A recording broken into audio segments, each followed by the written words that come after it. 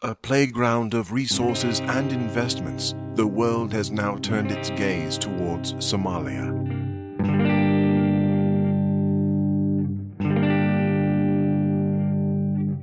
After more than 2 decades of civil strife, there have been many developments and ventures in an effort to re-establish Somalia through dialogue, politics, academic institutions, as well as economic development. Soomaaliya-Agriculture Technical Group, better known as SAAG, has taken a different approach by committing to the re-establishment of an agriculturally sustainable Somalia through rigorous testing and dissemination of technologies.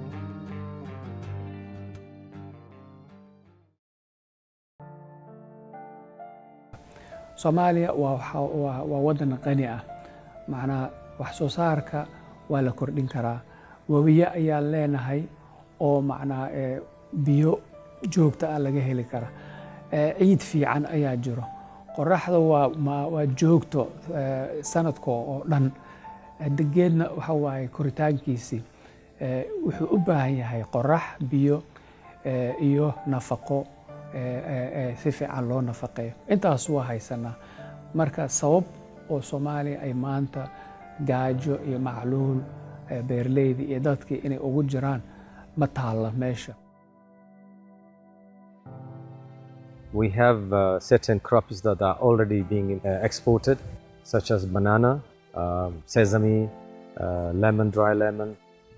These are already crops that have found their way into the markets in particularly in the Arabian countries.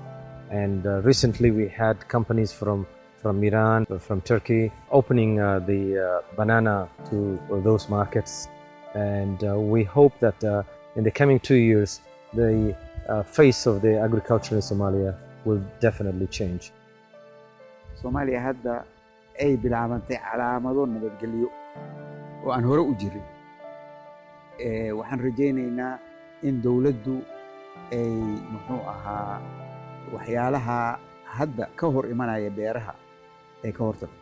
Sidaa daraaddeed wasaaradda beeraha oo ka faa'iidaysanaysa khubaro aan anigu ka mid ahay waxay sameeyeen mashaariic dib loogu dhisaayo diigooyinkii, kanaaladii waraabka, muxuu ahaa carratuurkii lagaga hortegaya fatahaadda, warshaddii sonkorta oo jawhar la soo celiyo.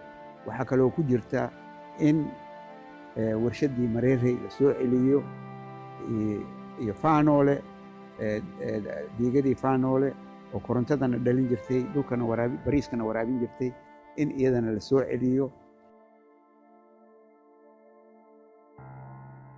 Soomaaliya geeska gees lacagta ugu badan oo adagoo dibadda ka soo gasho xoolaha la dhoofiyo. Weligeedna way ahayd.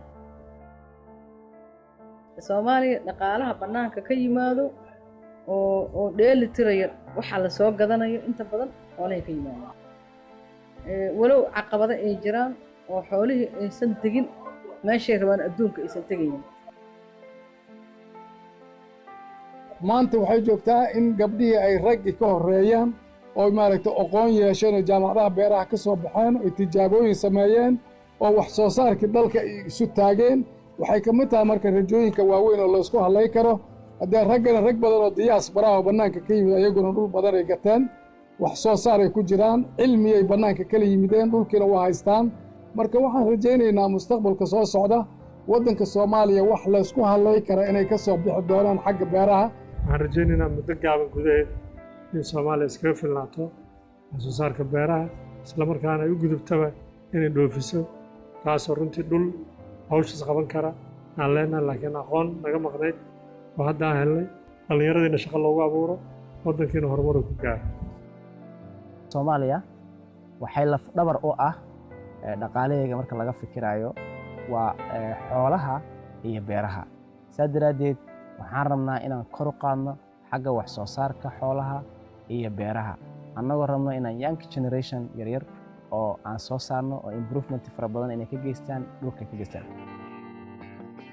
waad maqli jiray ilaa yaraantaydii afgooye maxaan ku idhaahdaa iyo jannaale iyo xamar beero waaweyn bay leedahay iyo wax mar waa qurux badan tahay ha burbursanaato laakiin wixii dhulka ahaa lagama tegi karayo waad arkaysaa beerihii aan arkay ilaa doraad ilaa shalay toole waxaaba igu dhalisay inaan soo dego which is not possible maaha laakiin at least waxa weeye waxyaabo waxay ka bedelaysaa maxaan ku idhahdaa fikirkii horeed ka haysatay